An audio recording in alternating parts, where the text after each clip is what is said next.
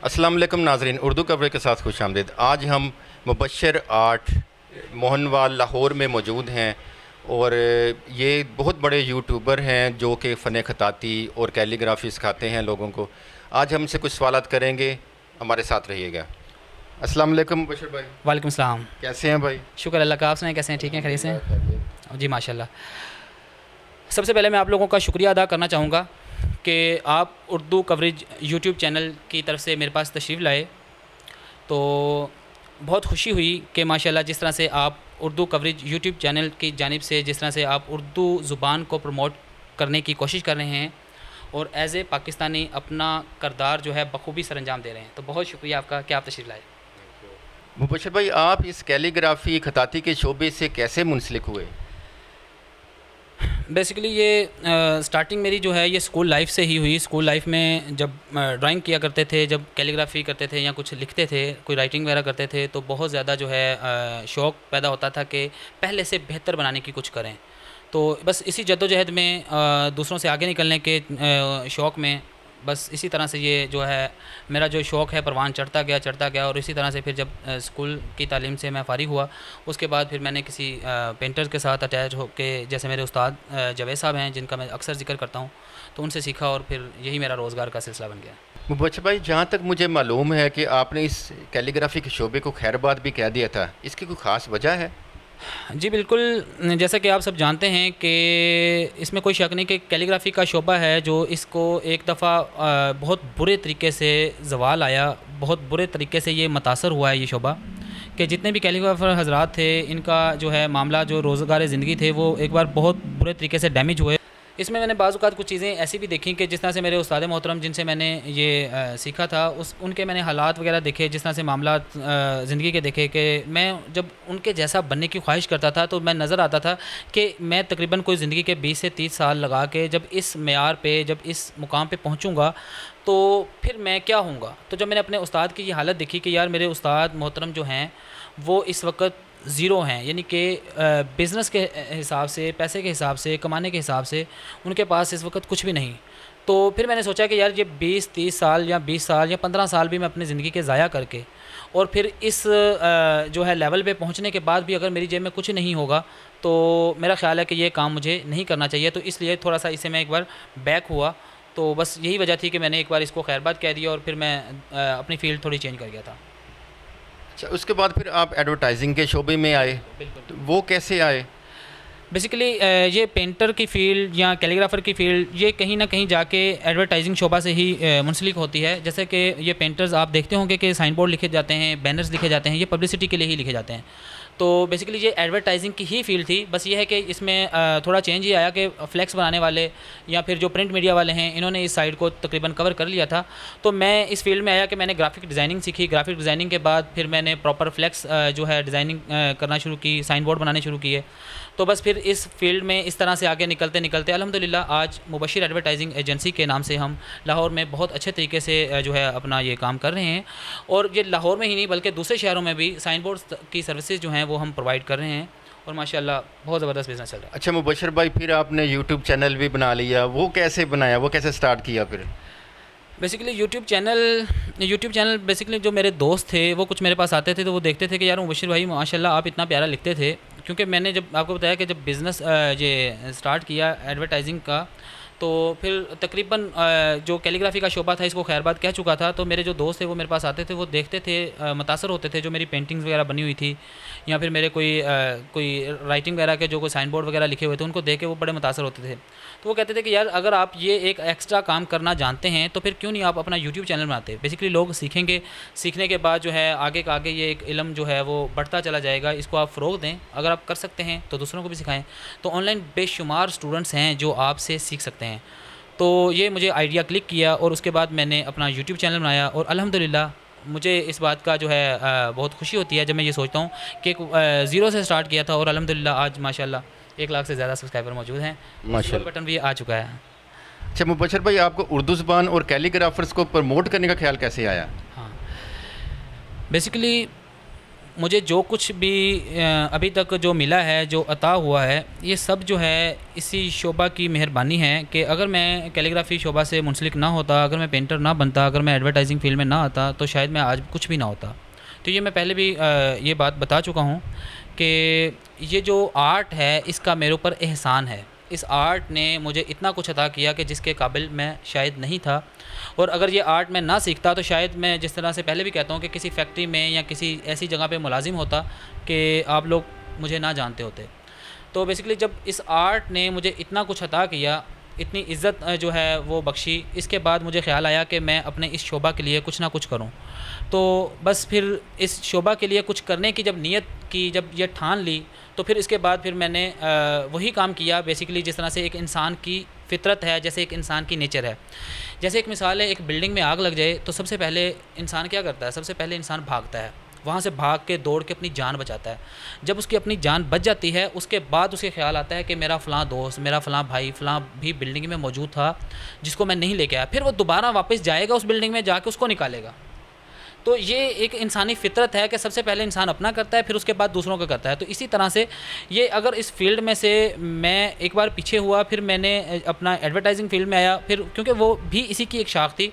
फिर उस बाद में फिर दोबारा से मैंने कैलीग्राफ़ी का शोबा इख्तियार किया। फिर मैंने देखा कि मेरे जो पेंटर्स दोस्त हैं, जिनका कारोबार बुरी तरह से मुतासर हुआ है, बेसिकली जब मुतासर होने के बाद उनको ये आइडियाज़, उनको ये ख़्यालात इस तरह से नहीं आ रहे। अगर एक मिसाल है, मुझे कुछ चीज़ें नई इस फ़ील्ड में मिली हैं, तो मेरा दिल किया कि मैं इन चीज़ों को ज़्यादा से ज़्यादा अपने दोस्तों से, अपने कैलीग्राफ़र जो जितने भी मेरे दोस्त हैं या जो लोग इस शोबा से वाबस्ता हैं, मुंसलिक हैं, उनको मैं सब चीज़ें जो हैं, जो मेरे साथ पेश आईं, जिस तरह से मैंने इनको हैंडल किया, इन सब को मैं अपना एक्सपीरियंस उनके साथ शेयर करूं, और शेयर करने के बाद जो कामयाबियां मुझे मिली, जिस तरह से मैंने पैसे कमाए, इस तरह से वो भी कमा सकते हैं।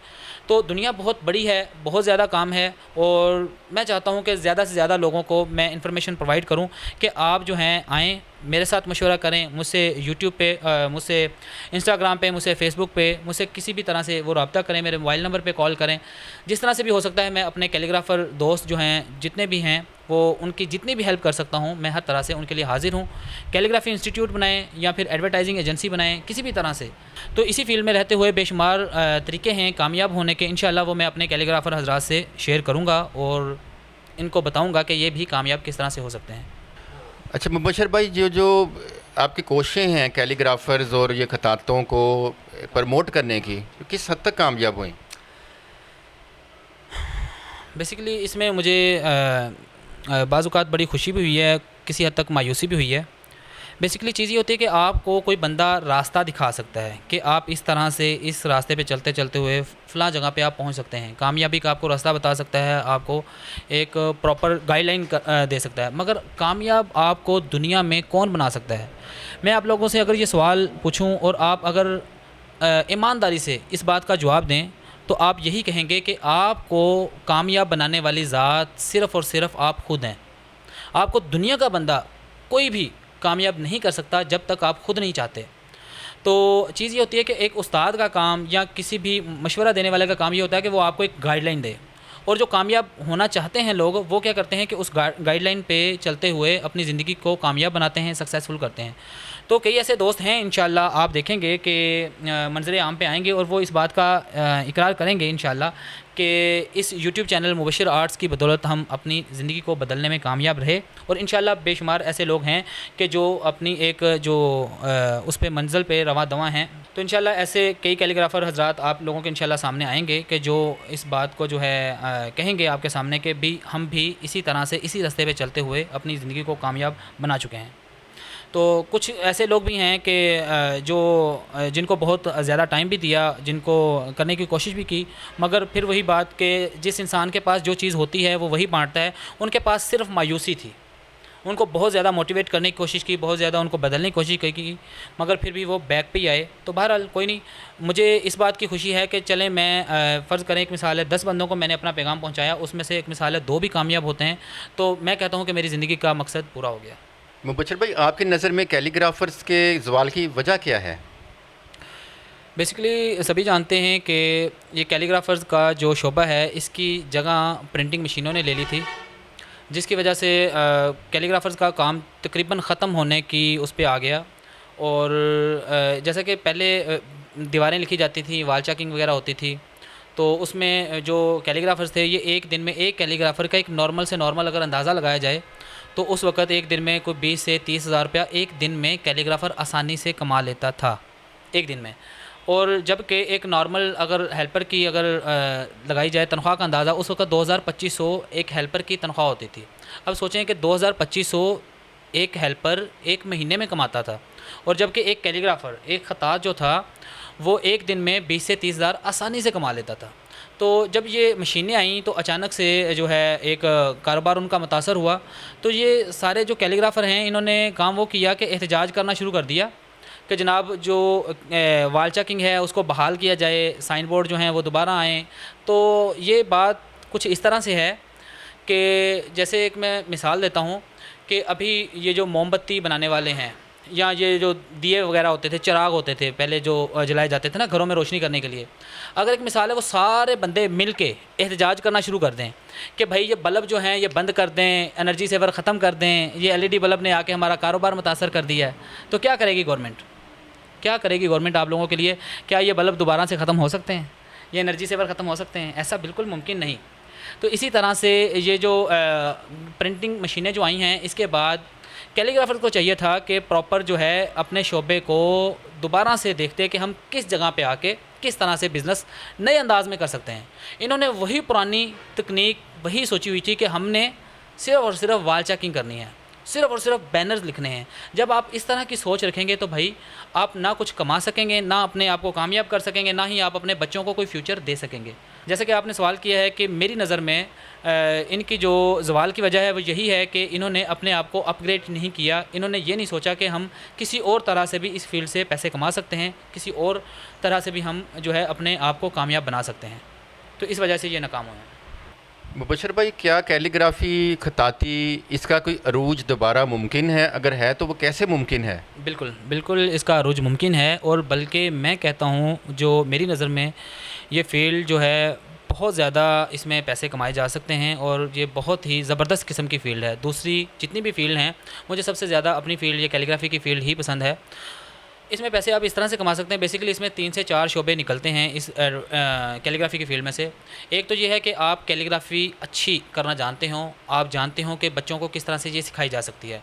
हमारे बेशुमार पाकिस्तानी जो उर्दू ज़ुबान से मोहब्बत करते हैं, जो लगाव रखते हैं, जो सीखना चाहते हैं, जो कैलीग्राफी सीखना चाहते हैं, बेशुमार ऐसे लोग हैं कि जिनको पैसे की कमी नहीं बल्कि उनको उर्दू ख़ताती सीखने की कमी ज़रूर है।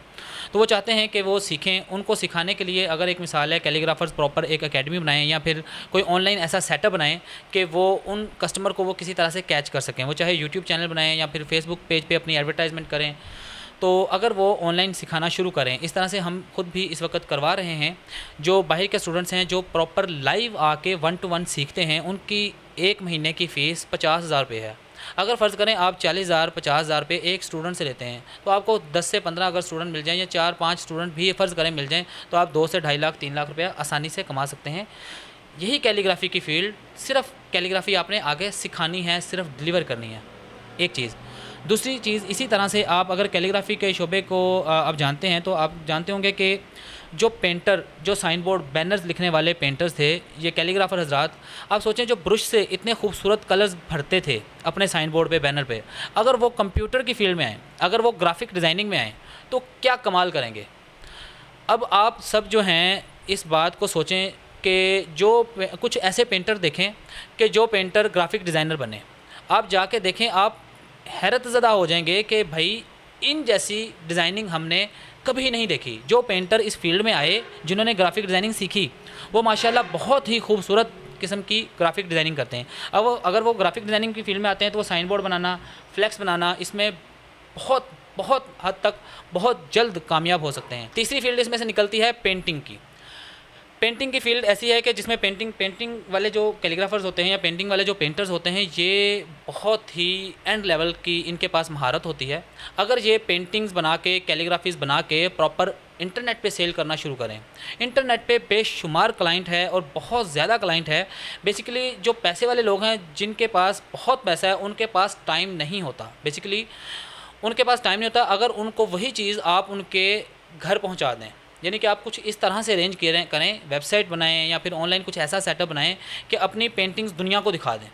दुनिया को दिखाने के बाद जब लोग पसंद करें, जैसे ही कोई बंदा पसंद करे उसको बस क्लिक करे, आपके पास मैसेज पहुंचे और आपका बंदा उसके पास पहुंच के उसको डिलीवर कर दे। भाई आप अपनी सोच लें कीमत के, भाई ये मेरी 2 लाख की है, 10 लाख की है, जितने की भी आपकी पेंटिंग है, आप उस पर बस टैग लिखें, लोग देने के लिए पैसे तैयार बैठे हैं। तो ये इस तरह से बेशुमार तरीके हैं कामयाब होने के अरूज तो भाई है, बस ये है कि आप लोग इस पर अमल करें और स्टार्ट करें। मुबशर भाई, आजकल के स्टूडेंट्स को कैलीग्राफी सीखनी चाहिए और कैलीग्राफी का क्या फ्यूचर है आगे?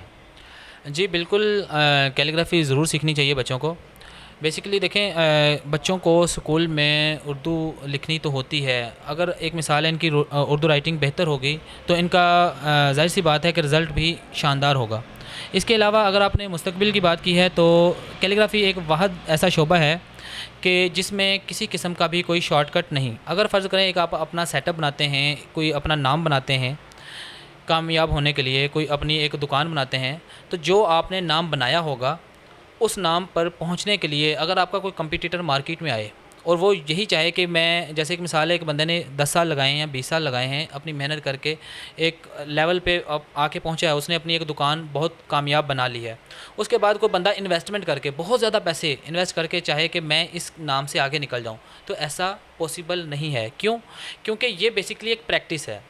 ये प्रैक्टिस पे ये सारा जो है ये कैलीग्राफर्स का जो बिज़नेस है ये प्रैक्टिस पे चलता है कि एक बंदा जिसने फ़र्ज़ करें 10 साल प्रैक्टिस की है, अपनी राइटिंग में 10 साल लगा के उसने निखार एक पैदा किया है।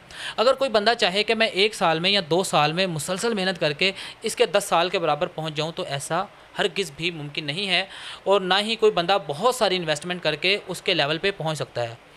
जो बंदा जितनी ज़्यादा इसमें प्रैक्टिस करेगा उतना ज़्यादा कामयाब होगा और उतना ही ज़्यादा उसके काम में निखार होगा। तो इसलिए मैं कहता हूँ कि ये बच्चों को सीखनी चाहिए और इसमें उनका मुस्तकबिल ये है कि उनके मुस्तकबिल को किसी किस्म का भी किसी शॉर्टकट वाले बंदे से ख़तरा नहीं होगा और ना ही वो फ्लॉप होंगे, अगर वो अपने दिमाग को हाज़िर रखते हुए अपने बिज़नेस को कामयाब बनाने की कोशिशें करते रहे तो। मुबशर भाई, हमारी कौमी ज़बान उर्दू हमारे लिए क्यों ज़रूरी है? देखें, आप अगर अंदाज़ा लगाएं कि जितने मुल्कों ने भी तरक्की की है, जितने लोग भी कामयाब हुए हैं, जैसे आप इंग्लैंड का ज़िक्र कर लें, चाइना, जापान, तुर्की, मलेशिया या रशिया की बात करें, ये सब वो ममालिक हैं जिन्होंने अपनी ज़ुबान को ही तरजीह दी, अपनी ज़ुबान को ही आगे रखा। तो बदकिस्मती से अगर हमारे मुल्क की बात की जाए तो हमारे मुल्क में सबसे ज़्यादा जो है इन्होंने जो कोशिश की है वो उर्दू ज़ुबान को दबाने में, उर्दू ज़ुबान को ख़त्म करने में और इंग्लिश ज़ुबान को आगे बढ़ावा देने के लिए। बेसिकली हम सारी जो पाकिस्तानी हैं ये उर्दू ज़ुबान बोलने वाले हैं। अब एक एनर्जी का एक टाइम होता है कि एक बंदे पे जो समझ लें कि वो अपनी पूरी ताकत के साथ जो अपनी एनर्जी किसी भी काम पे लगाता है तो वो उसका एक ख़ास टाइम होता है। अगर फ़र्ज़ करें वो ख़ास टाइम जो है वो सिर्फ़ एक ज़ुबान सीखने में अगर अपना टाइम ज़ाया कर दे तो फिर तरक्की क्या करेगा, सीखेगा क्या, नई रिसर्च क्या करेगा। और जब वो टाइम ज़ाया करने के बाद जब उसको ख़्याल है कि अब मैंने कुछ करना है अपनी लाइफ में, या तब तक उसके ऊपर इतने ज़्यादा बर्डन, इतने ज़्यादा जो है ज़िम्मेदारियाँ आई होती हैं कि फिर वो इस चीज़ पे नहीं होता कि यार मैंने अपने मुल्क को कुछ देना है या मैंने अपने मुल्क का कुछ फ़ायदा करना है। वो फिर इस चीज़ में हो जाता है कि मैंने अपने घर में रोज़ी रोटी कैसे लेके जानी है। तो सबसे बड़ा जो हमें नुकसान हो रहा है यही है कि हमने उर्दू ज़ुबान को खैर बार किया है कि इंग्लिश को हमने जो है अपनाया है और इंग्लिश ज़ुबान को सीखने के चक्कर में हमारा जो एनर्जी वाला टाइम होता है वो हम जो है ज़ाया कर देते हैं। और उसके बाद आपके सामने है ये सारी सूरत हाल। बहरहाल बहुत ज़रूरी है कि हमें जो है इस चीज़ को बैक करना होगा, इंग्लिश को पीछे लेके आना होगा। इंग्लिश हमारी सेकंड होनी चाहिए ऑप्शन, जबकि उर्दू जो है उस पर हमें फ़ोकस करना चाहिए। अगर उर्दू पे हम फ़ोकस करेंगे तभी हम कामयाब हो सकते हैं दूसरे मुल्कों की तरह, नहीं तो फिर अल्लाह ही हाफिज़ है हमारा। मुबशर भाई, आखिर क्या वजह है कि आजकल के जो स्टूडेंट्स हैं इंग्लिश तो लिखना भी बड़े अच्छी तरीके से जानते हैं, बोलना भी बड़े अच्छी तरीके से जानते हैं, मगर उर्दू ना उन्हें लिखनी आती है ना बोलनी आती है? इसकी आखिर क्या वजह हो सकती है? बेसिकली ये ना अगर प्राइवेट स्कूलों की बात की जाती तो फिर भी किसी हद तक हम समझ सकते थे इस बात को, मगर बदकिस्मती ये है कि हमारी जो गवर्नमेंट है उसने भी उर्दू पे कोई ख़ास तवज्जो नहीं दी। आप देखेंगे कि जो गवर्नमेंट स्कूल हैं उन पे भी इन्होंने इंग्लिश मीडियम लिखवा दिया। अब इंग्लिश मीडियम लिखवाने के बाद मसला ये बना कि जब इंग्लिश पे इन्होंने ज़रूरत से ज़्यादा तवज्जो देनी शुरू की और उर्दू से तवज्जो बिल्कुल हटा ली, तो आप स्टूडेंट्स की बात कर रहे हैं, अगर मैं आपको टीचर्स की बात बताऊं कि आप किसी भी स्कूल में चले जाएं, प्राइवेट हो या सरकारी स्कूल, आप जो नए टीचर्स जितने भी आए हैं, जितने भी स्कूलों में भर्ती हुए हैं, आप उनसे उर्दू लिखवा के देखें, आप उनसे उन्हीं का नाम लिखवा के देखें, आप हैरतज़दा हो जाएंगे कि यार ये पाकिस्तानी किस हिसाब से लगते हैं कि इन्हें अपनी ज़ुबान उर्दू में अपना नाम भी सही तरह से लिखना नहीं आता, तो क्या ये पाकिस्तानी कहलाने के काबिल हैं? तो क्योंकि इन्होंने जब एक वर्क नहीं किया उस पर, तो फिर ज़ाहिर बात है जब टीचर ख़ुद उर्दू ज़ुबान लिख नहीं सकते, सही तरीके से बोल नहीं सकते, तो स्टूडेंट्स को क्या खाक समझाएंगे ये। नाज़रीन, हमने आपकी मुबशर भाई से मुलाकात करवाई है और आपको बड़ी मुफीद मालूमात मिली होंगी उर्दू कैलीग्राफी के हवाले से। इसके साथ ही उर्दू कवरेज टीम फैसल सईद चौधरी और कैमरामैन सैफरमान सैफ़ी को इजाज़त दें। नए प्रोग्राम के साथ हाज़िर होंगे। अल्लाह हाफिज़।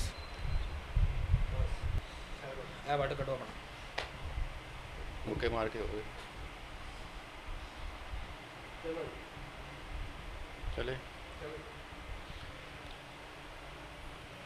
मुबशर भाई, आजकल के स्टूडेंट्स को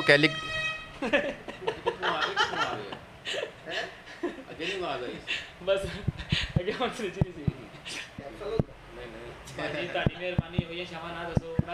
अगर आप सीखने के बाद इस तन कैसे साइलेंट करते हो मोबाइल है ना, मेरे भी 2 मोबाइल साइलेंट पे है। दोबारा सवाल पूछो सर जी, कर दे साइलेंट। ठीक यार भाई, इनू दरवाजे ना बार बार बंद ना करो, चाँ चाँ विच आंदी है। हाँ, या तेन खोल दो तो या बंद कर दो।